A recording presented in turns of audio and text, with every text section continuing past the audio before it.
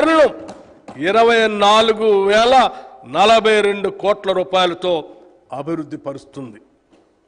ఇందులో భాగంగా మెట్రో రైలుని పాత నగరానికి పొడిగించి దాన్ని శంషాబాద్ విమానాశ్రయానికి అనుసంధానం చేస్తాం. అలాగే ప్రస్తుతం ఉన్న కారిడార్లను నాగోల్ నుండి ఎల్బీ నగర్ వరకు విస్తరిస్తాం.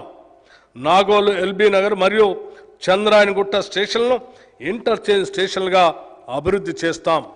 మియాపూర్ నుండి పటాన్ చెరువుకు, ఎల్బీ నగర్ నుండి హయత్ నగర్ వరకు మెట్రో రైలు సౌకర్యాన్ని పొడిగించాలని కూడా ప్రణాళిక సిద్ధం చేశాం. హైదరాబాద్ విపత్తు నివారణ మరియు ఆస్తుల పరిరక్షణ సంస్థ హైడ్రా రాష్ట్ర ప్రభుత్వం నగరాభివృద్ధిపై ప్రత్యేక దృష్టి పెట్టింది.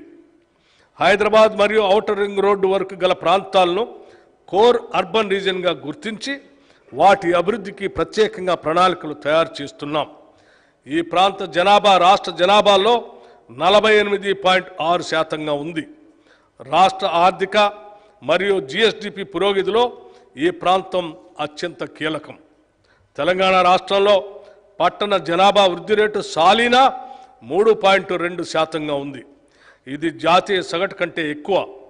ఐటీ, ఫార్మా, డిఫెన్స్, ఏరోస్పేస్లకు సంబంధించిన పరిశ్రమలు బాగా అభివృద్ధి చెందటం వల్ల హైదరాబాద్ నగర శివారుల్లో పట్టణీకరణ వృద్ధి రేటు అత్యధికంగా కనిపిస్తుంది. ఇది గత కాంగ్రెస్ ప్రభుత్వాల హైదరాబాద్ నగరాభివృద్ధికి చేసిన కృషికి ఫలితం. ఒక రకంగా ఔటర్ రింగ్ రోడ్డును నగర సరిహద్దుగా పరిగణించవచ్చు. ఔటర్ రింగ్ రోడ్డు పరిధిలో హైదరాబాద్ నగరంతో పాటు ఇతర పట్టణ, గ్రామీణ, స్థానిక సంస్థలు అనేకం ఉన్నాయి.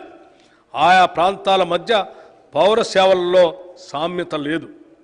జిహెచ్ఎంసీలో ఒక విపత్తు నిర్వహణ వ్యవస్థ ఉన్నప్పటికీ ఓఆర్ఆర్ పరిధిలో ఉన్న ఇతర పట్టణ ప్రాంతాల్లో ఇలాంటి వ్యవస్థ లేదు.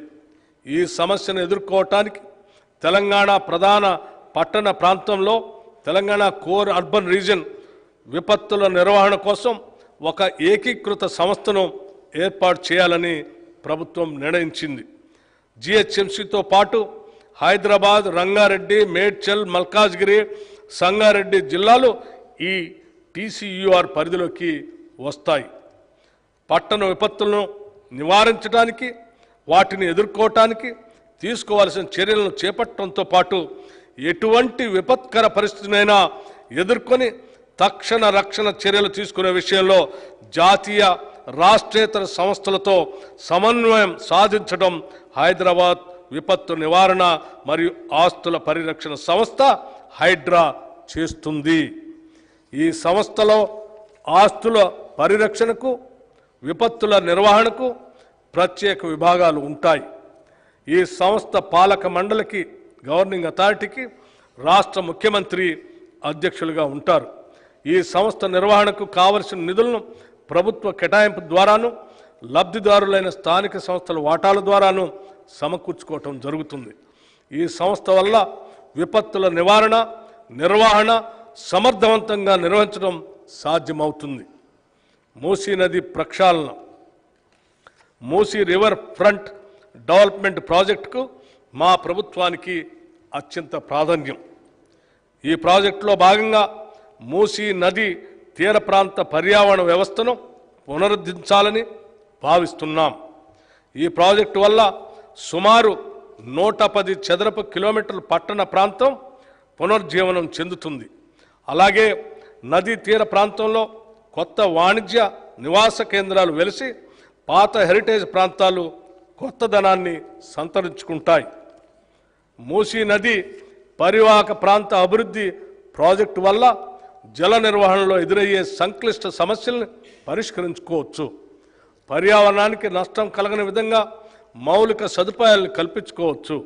ఈ ప్రాజెక్టులో రిక్రియేషన్ జోన్లు, పాదచార జోన్లు, పీపుల్స్ ప్లాజాలు, చిల్డ్రన్ థీమ్ పార్కులు, ఎంటర్టైన్మెంట్ జోన్లు అభివృద్ధి చేస్తాం. ఈ ప్రాజెక్టు యొక్క ముఖ్య లక్ష్యాలు ఆర్థిక కూడలి ఏర్పాటు, జీవన ప్రమాణాల పెరుగుదల, వారసత్వ సాంస్కృతిక సంపదను పరిరక్షించడం, నగర ప్రతిష్టను ఇనుమడింపజేయటం, పర్య